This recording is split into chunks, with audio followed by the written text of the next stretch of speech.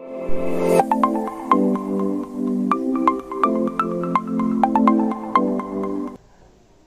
student. In the last time we have taken or completed derivative of inverse trigonometric function. We have completed topic derivative of inverse trigonometric function from chapter 1 differentiation. Today we are going to take next topic, that is derivative of logarithmic function or logarithmic differentiation. Logarithmic differentiation हा नवीन topic आपल्याला पाहायचा आहे. What is logarithmic differentiation? आपण कशाला logarithmic differentiation म्हणणार आहोत? यापूर्वी आपण चेन रूल पाहिलेला आहे, derivative of inverse trigonometric function पाहिलेला आहे. आता आपल्याला लॉगरिथमिक डिफरन्शिएशन हा टॉपिक पाहायचा आहे. लॉगरिथमिक डिफरन्शिएशन हे आपण केव्हा यूज करणार आहोत? जेव्हा प्रोडक्ट ऑफ मेनी फंक्शन, खूप फंक्शनचं मल्टिप्लिकेशन दिलं असेल तेव्हा आपण लॉगरिथमिक डिफरन्शिएशन यूज करणार. कोशंट दिला असेल फंक्शनचा तेव्हा आपण लॉगरिथमिक डिफरन्शिएशन यूज करणार. किंवा फंक्शन आहे f of x raised to g of x, म्हणजे एक फंक्शन हे दुसऱ्या फंक्शनची काय आहे, पॉवर आहे. अशा वेळेस आपण लॉगरिथमिक डिफरन्शिएशन यूज करणार. अशा डेरिव्हेटिव्ह आपल्याला डायरेक्ट घेणं शक्य होत नाही. ज्या ठिकाणी मल्टिप्लिकेशन आहे त्या ठिकाणी आपण मल्टिप्लिकेशनचा रूल यूज करू शकतो, पण आपल्याला त्यासाठी बराच वेळ कॅल्क्युलेशन करावं लागतं. कोशंट असेल आपल्याला कोशंट रूल यूज करता येतो, पण त्यासाठी आपल्याला बराच कॅल्क्युलेशन करावं लागतं. हेच आपण लॉगच्या साहाय्याने by using rules of logarithm हे आपण कमी वेळामध्ये कॅल्क्युलेशन करू शकतो. बरोबर? केव्हा आपल्याला लॉगरिथमिक डिफरन्शिएशन यूज करायचे? when we want to find derivative of function which express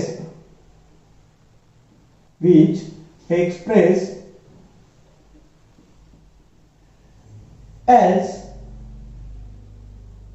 केव्हा घेणार आहे? when we take the logarithmic differentiation. केव्हा घेणार आहे? when we want to find derivative of function which express as one product of different function.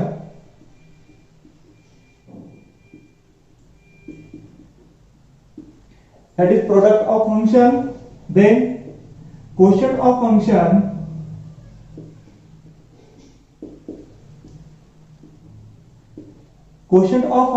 and third is it is of the form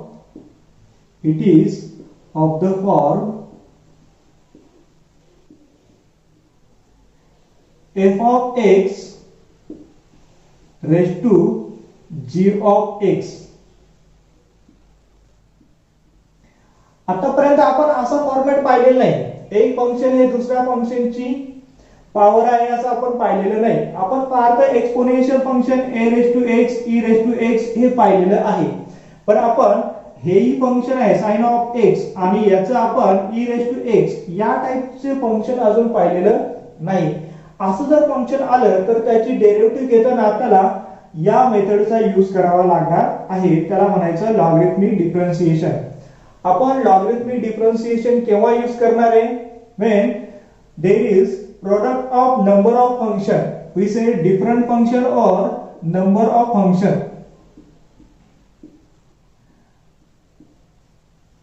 That is product of number of function. खूप फंक्शनचं multiplication आहे. sin of x into cos of x into tan inverse of x into e raised to x असे अनेक function आहे.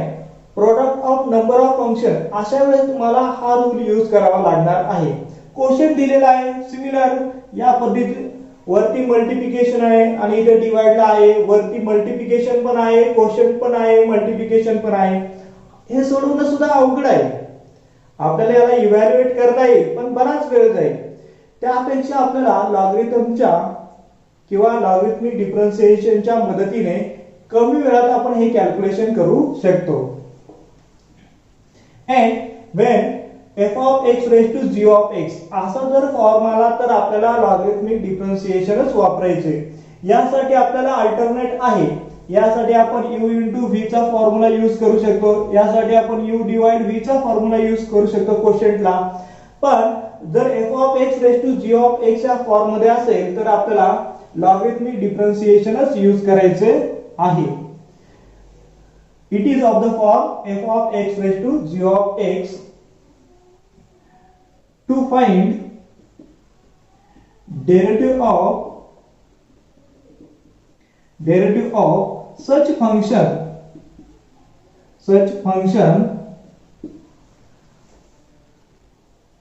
we use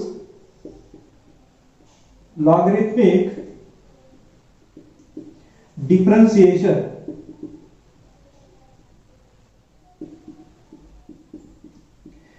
This method is called logarithmic differentiation. This method is called logarithmic differentiation.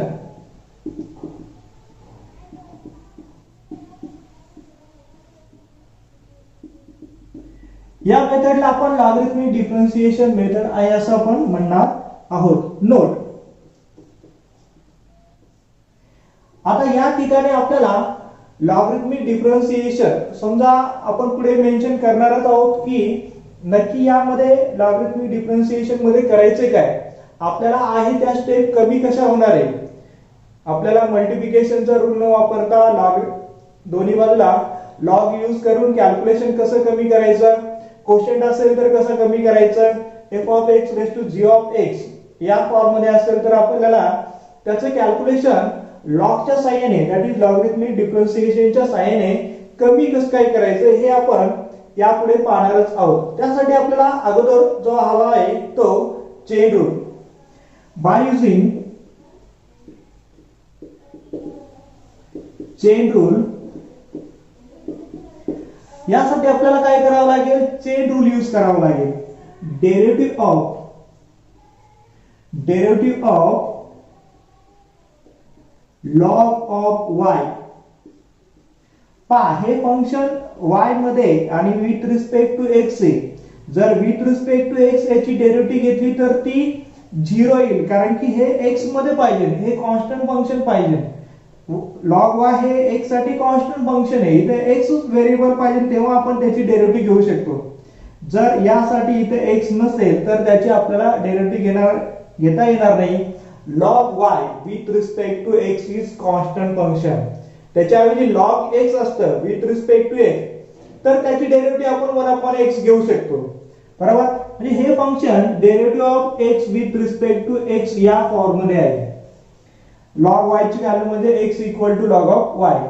x असतं तर y equal to log of x.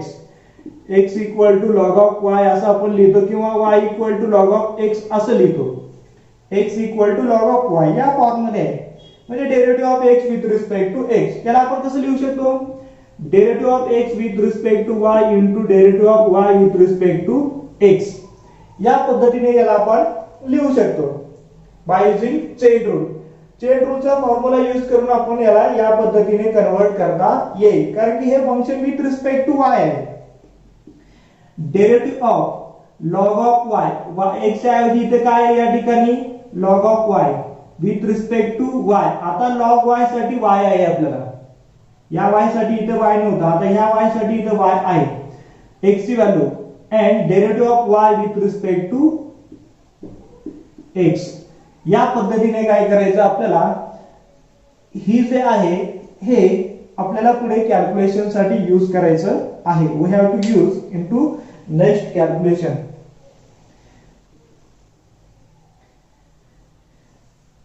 लक्षात घ्या, पुन्हा एकदा revise करतो आहे.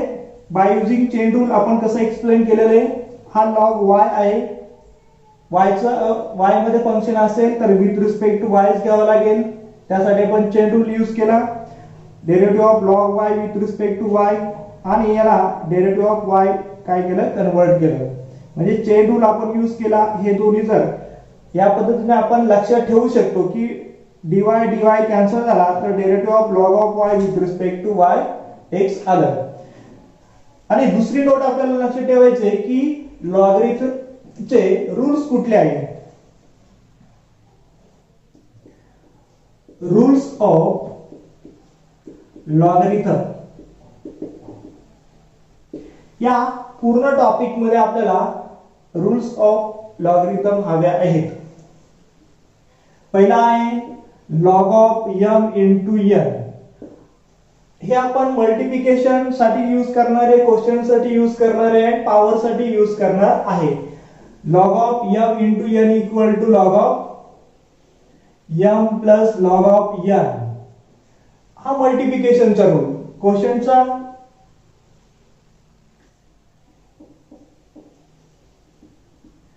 Log of m divide n. जर त्या दोन नंबर मध्ये क्वेश्चन असेल तर आपण यूज करतो log of m minus log of n. आणि तिसरा रूल आहे log of m raise to n exponential rule. That is n हा जो n आहे पुढे मल्टिप्लिकेशनला येतो लॉग ऑफ m. अशा पद्धतीने आपण काय करणार आहोत, लॉगरिथमिक डिफरन्शिएशनचा पार्ट यूज करणार आहोत. हे जे काही एक्सप्लेन केलेलं आहे हे आपल्याला एक्सरसाइज मध्ये यूज करायचं आहे. थोडक्यात जर तुम्हाला फंक्शन या पद्धतीने दिलं असेल e raise to x raise to sin of x y equal to, तर हे f of x raise to g of x च्या फॉर्म मध्ये आहे.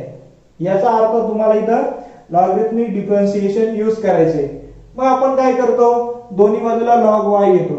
log घ्यायचं दोन्ही बाजूला, log of e raise to x raise to sin of x.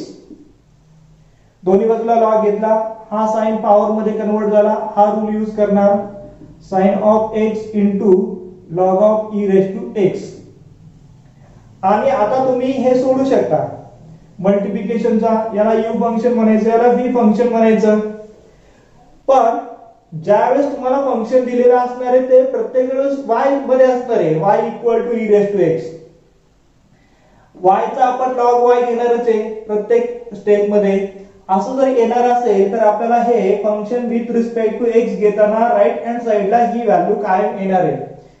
याचा अर्थ ही स्टेप आपल्याला प्रत्येक एक्झाम्पल मध्ये येणार आहे. अतिशय महत्त्वाची स्टेप आहे. Derivative of log of y with respect to y. आता log ऑफ y ची विथ रिस्पेक्ट टू y सुद्धा आपण डेरिव्हेटिव्ह घेऊ शकतो. 1/y derivative of y with respect to x. Derivative of log y with respect to y is 1/y derivative of y with respect to x. थोडक्यात याची derivative आपण y मध्ये आले का x सारखीच घेणार आहोत, फक्त त्याला मल्टिप्लिकेशनला derivative of y with respect to x ही टर्म द्यायची. This is about logarithmic differentiation. Write down in your notebook.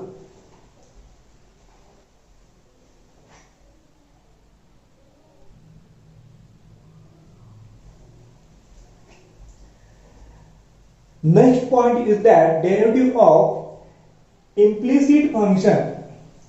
Derivative of implicit function. कशाला आपण implicit function म्हणणार आहोत. आतापर्यंत जी आपण पाहिली ती implicit function नव्हती. यामध्ये दोन टाइप आहेत. पहा, first a function of the form y equal to f of x. A function of the form y equal to f of x. हे जे y फंक्शन आहे हे फक्त एकाच व्हेरिएबल मध्ये एक्सप्रेस केलेलं आहे. एकाच व्हेरिएबल मध्ये एक्सप्रेस केलेलं आहे म्हणून त्याला इम्प्लिसिट फंक्शन म्हणायचं नाही. त्याला आपण एक्सप्लिसिट फंक्शन म्हणणार. a function of the form y equal to f of x in which y is expressed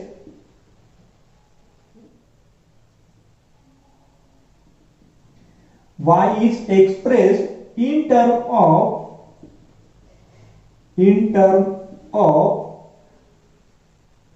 x directly is called as explicit function. y जर तुम्ही डायरेक्ट x मध्ये एक्सप्रेस केलेला असेल तर त्याला म्हणायचं एक्सप्लिसिट फंक्शन. आतापर्यंत जेवढी आपण फंक्शन पाहिली होती तेवढी सर्व ही एक्सप्लिसिट फंक्शन आहेत आणि आपल्याला पाहिजे इम्प्लिसिट फंक्शन. m आणि x याचा फरक आहे, x आणि im चा फरक आहे. इम्प्लिसिट फंक्शन त्या अगोदर आपण एक्सप्लिसिट फंक्शन एक्सप्रेस केलं काय की y equal to f of x. Example y equal to sin of x. y जे फंक्शन आहे ते फक्त x या एकाच व्हेरिएबल मध्ये एक्सप्रेस केलेलं आहे. जर एखादं फंक्शन हे दुसऱ्या एकाच व्हेरिएबल मध्ये एक्सप्रेस केलेलं असेल तर त्याला म्हणायचं एक्सप्लिसिट फंक्शन. और x equal to cos of y. x सुद्धा एकाच व्हेरिएबल मध्ये एक्सप्रेस केलेला आहे, x सुद्धा एकाच व्हेरिएबल मध्ये एक्सप्रेस केलेला आहे.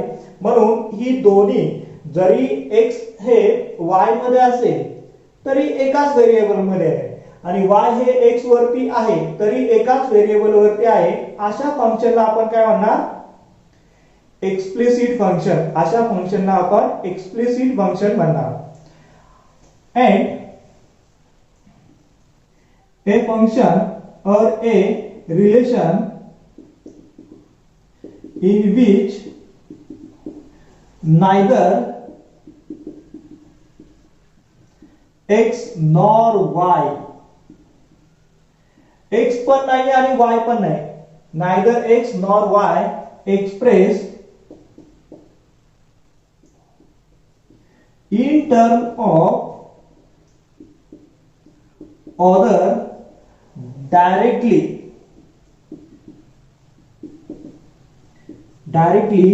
is called implicit function.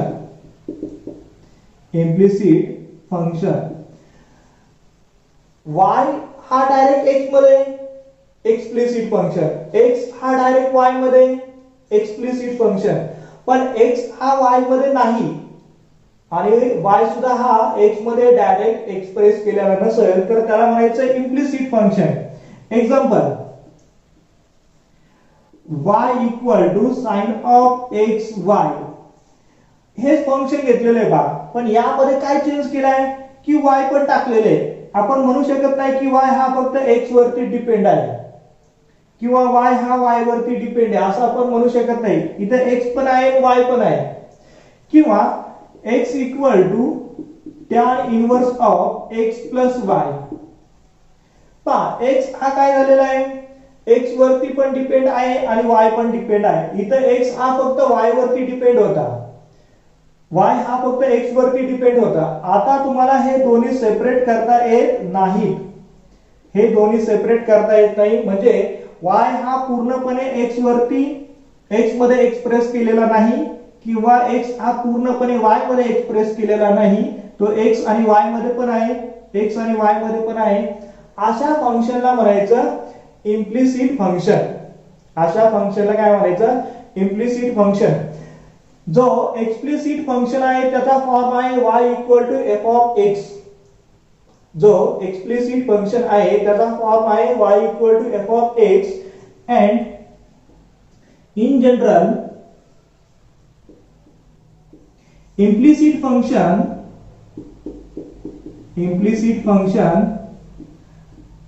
written as f of x y equal to 0. आतापर्यंत फक्त आपण f of x च पाहिलेला आहे. किंवा एफ ऑफ वाय पाहिलेला आहे, पण एफ ऑफ एक्स वाय एकत्र पाहिलेले नाहीत. ज्या ठिकाणी एफ ऑफ एक्स वाय एकत्र येईल त्याला म्हणायचं इम्प्लिसिट फंक्शन. ज्या ठिकाणी एक्स वाय हे एकत्र येतील त्याला म्हणायचं इम्प्लिसिट फंक्शन. हा आहे फरक implicit function and explicit function मध्ये. कशाला म्हणायचं इम्प्लिसिट फंक्शन?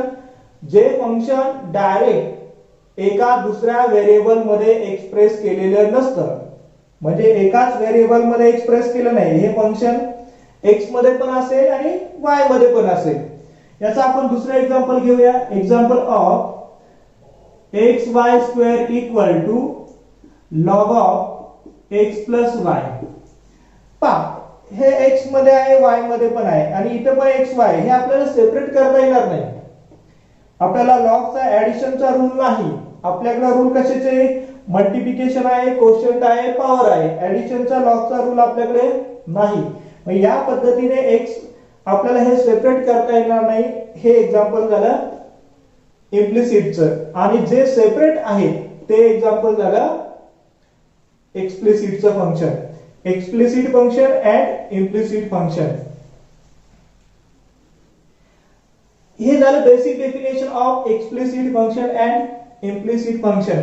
आता या पद्धतीचं जर इम्प्लिसिट फंक्शन असेल तर याची डेरिव्हेटिव्ह फाइंड आउट करण्याचे जे आपल्याला स्टेप आहे त्या पाहिजेत. Derivative of implicit function.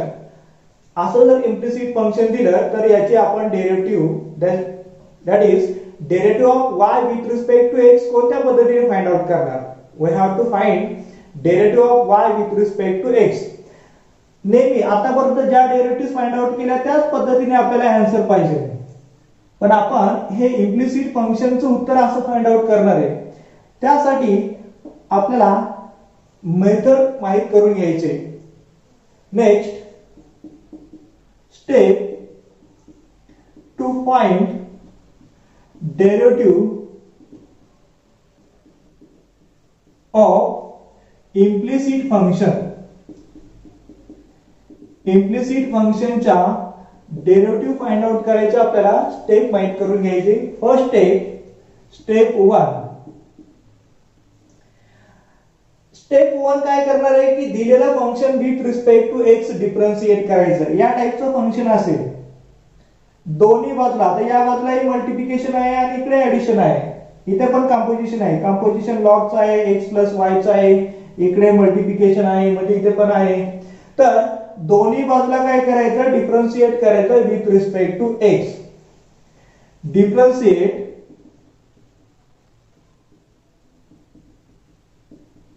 with respect to x on both side. समजा की टर्म फक्त x ची असेल. आता या ठिकाणी मी इक्वेशन असं घेतो x equal to log of x y. Left साइडला फक्त टर्म x मध्येच आहे, मग इकडे x आणि y मध्ये आहे का? नाही. असं जर असेल फक्त x मध्ये तर with respect to x direct differentiate करायची. जर टर्म फक्त x मध्ये असेल तर डायरेक्ट x मध्ये with respect to x differentiate करायची. समजा टर्म ही y मध्ये असेल, y मध्ये टर्म असेल तर काय करायची? या y ला with respect to y differentiate करायचं. आपण चेन रूल लिहून दिला होता त्या पद्धतीने यूज करायचं. या y ला काय करायचं विथ रिस्पेक्ट टू y पहिल्यांदा डिफरन्शिएट करायचं. समजा याचा विथ रिस्पेक्ट टू y काय येणार 2y. ही विथ रिस्पेक्ट टू y ची झाली आणि जो y राहील त्याला पुन्हा with respect to x differentiate करायचा. म्हणजे आपल्याला या ठिकाणी चेन रूल यूज करायचा. Differentiate with respect to x on both side. दोन्ही बाजूला आपल्याला with respect to x differentiate करायचं. ड्यूरिंग दिस प्रोसेस फक्त टर्म x मध्ये असेल.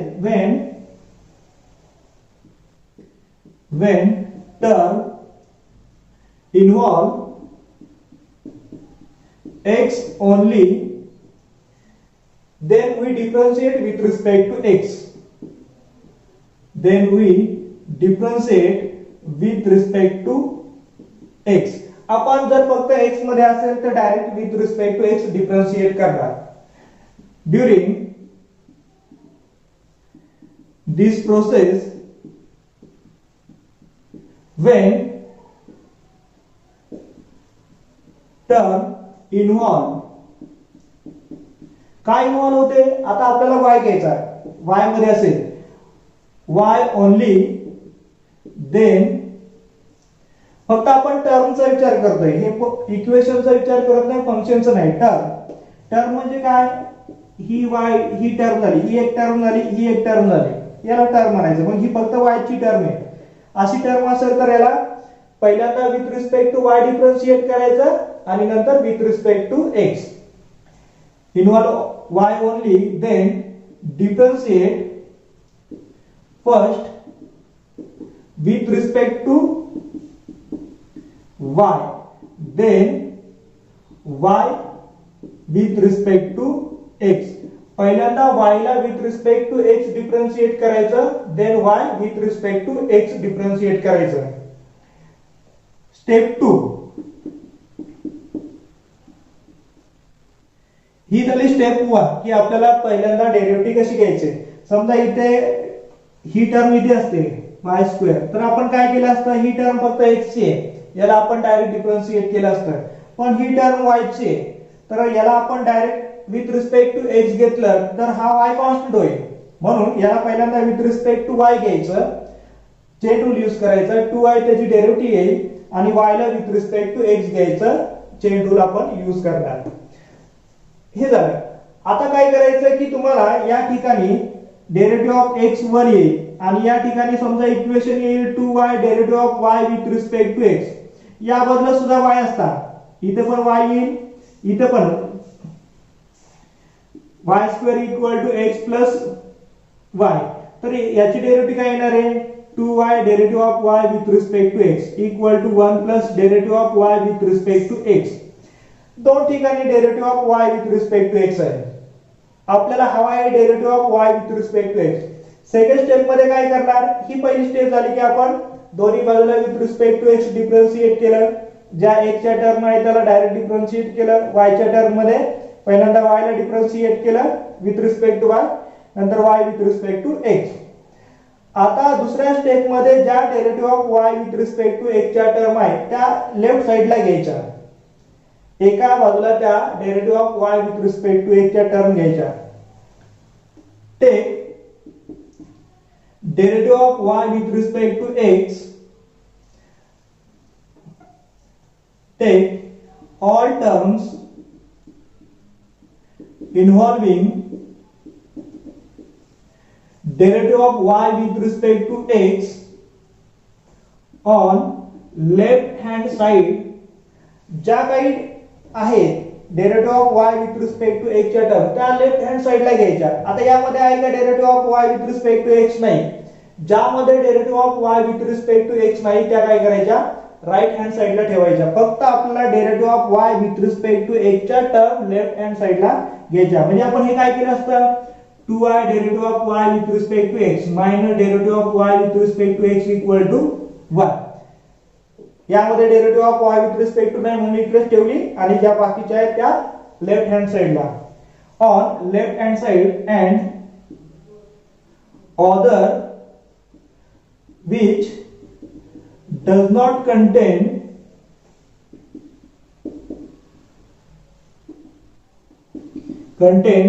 derivative of y with respect to x, keep to right hand side.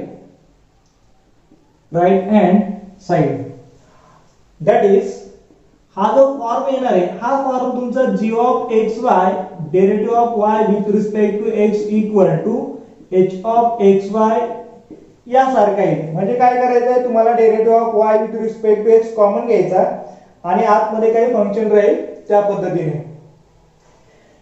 हेच example पाहूया. समजा आपण derivative of y with respect to x common घेतला, 2y minus 1 derivative of y with respect to x equal to 1. याला आपण काय म्हटलंय, g of xy derivative of y with respect to x, and ही जी टर्म आहे त्याला आपण एच ऑफ एक्स वाय म्हटलेलं आहे. हे आपल्याला दुसऱ्या स्टेप मध्ये मिळवायचे आणि तिसऱ्या स्टेप मध्ये आता राहिलं फक्त काय की ही जी व्हॅल्यू आहे इकडे डिवाइडला न्यायची 2y - 1 that is derivative of y with respect to x. म्हणजे आपण काय करणार ही जी व्हॅल्यू या बाजूला डिवाइडला नेणार. Step 3 find equation find derivative of y with respect to x from above equation as derivative of y with respect to x equal to h of xy divide g of xy. हा जो आहे ना हा आपण डिवाइडला नेला h of xy divide g of hxy. आता आपल्याला हे derivative of y with respect to x मिळाले. सुरुवात आपली काय होती की x आणि y एकत्रच होते, आपल्याला सेपरेट करता येत नव्हते, त्याला आपण इम्प्लिसिट फंक्शन म्हटलं होतं. अशा फंक्शनची डेरिव्हेटिव्ह घेताना आपण दोन्ही बाजूला काय करणार with respect to x differentiate करणार.